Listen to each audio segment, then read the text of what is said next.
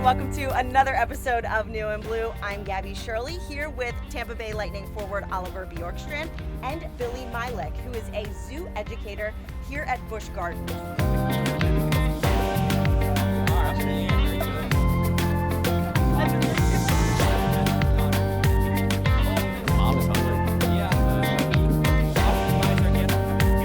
We have learned plenty about these two giraffes. Now it is time to learn a little bit about you. Okay.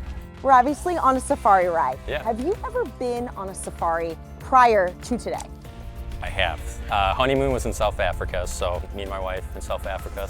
We didn't get to feed the animals, but obviously they're out in the wild and so on. So I've experienced it, and it's it was super cool experience. Can you tell us what animal is your spirit animal? Oh, I'm not the biggest guy on ice, but I kind of find a way to get around. So I don't know, is a snake a bad thing? Not that I'm a snake, but like just kind of how they get around. I feel like, I don't know, sneak by guys somehow. That's pretty good. Yeah. Now, is that indicative that you are not afraid of snakes? Because I know a few people, even on our Tampa Bay Lightning team and staff, that absolutely hate snakes. No, I'm terrified. I've seen a few in Tampa now, the black ones. I don't want to get too close. They freak me out a little bit. Yeah, so don't come into my house. All right, I could ask you many more questions about Africa, about animals, but we are switching to Denmark, which is where you were born and raised. Can you pinpoint one major difference between living there and living here in the States, whether it's really big or kind of small and silly? You don't need as many things in Denmark. I feel like you're a little bit more of a minimalistic in Denmark. Okay. In the States, you come over here, you see everything's a lot bigger and so on. I mean, Denmark's a small country. I guess, honestly, a big thing is when you have a kid in Denmark, if you go to a cafe, you'll leave your kid sleeping outside of the cafe in the wagon. So that's very unique to Denmark. I think they do it in Sweden and Norway too, but you don't see that in the States as well. Yeah, no. You just you would get in trouble. Yeah, no, you leave him outside, you go have a cup of coffee, you let him sleep, and you enjoy your time. Yeah. Do you speak Danish? Yes, obviously. I speak Danish. I mean, I lived there for 17 years of my childhood, and then I came over here to pursue hockey. But yeah, I speak it. I'm trying to teach my son Danish. He's picking up on it. So yeah. Can you say something for us? What do you want me to say? Anything. Anything. Det er en dejlig dag her i Tampa. Vi er ude på en safari, og vi ser nogle giraffer. Okay, what was that? I just said we're here at the zoo, and we're looking at some giraffes, learning about it. Yeah. I love it. Yeah. What are some traditional Danish dishes?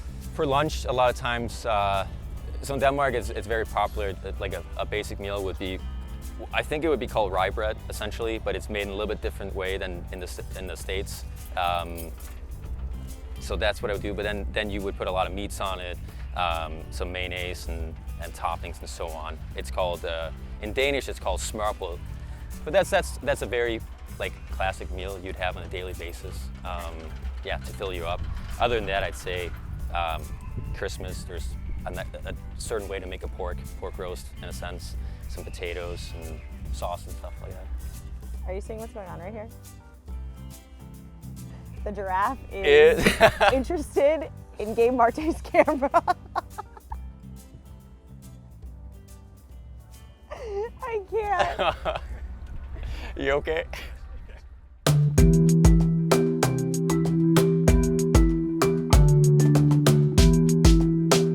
According to my research, the most popular sports in Denmark when you were younger were soccer, handball, and badminton. Did you dabble? A little bit of soccer. Never got into handball, and badminton was more of just like a hobby thing. But I knew that. All three are huge in Denmark. They love it. We're all good at it. So very cool. All right, so your dad, yep. He's often credited with changing the culture of hockey over there in Denmark as a player and then as a coach. Yep. He introduced you to the sport. What's the biggest lesson you learned from him? I feel like he kind of helped me push those limits, and making sure you compete and you battle and you don't take days off on the ice. So whenever I have a stretch where that's happening, I feel like he's a good voice. Yeah, so he'll let me know. I read in a few different places that his will to win is unmatched. Yeah. Do you also possess that competitive nature? Yeah, I mean, I definitely, when I show it, I definitely got it from him.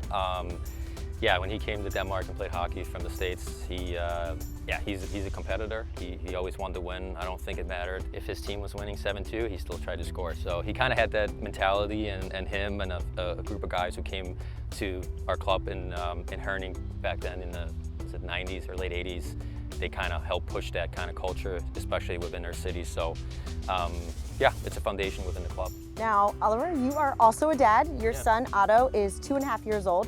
What would he think of all of this activity? The ride, the animals? Good question. I think he'd enjoy it. I mean, we try to expose him to a lot of stuff like this. We've been to some zoos and stuff like that, and as he's getting older, it's like each month he starts getting into more and more things, but all this stuff is super fun for him. Now, I assume he will be in the building for some games, at least for the start of them. Yeah. How excited are you to return to the team healthy this year? Yeah, really excited. It's hard being out, especially at that time of the year, so I can't wait.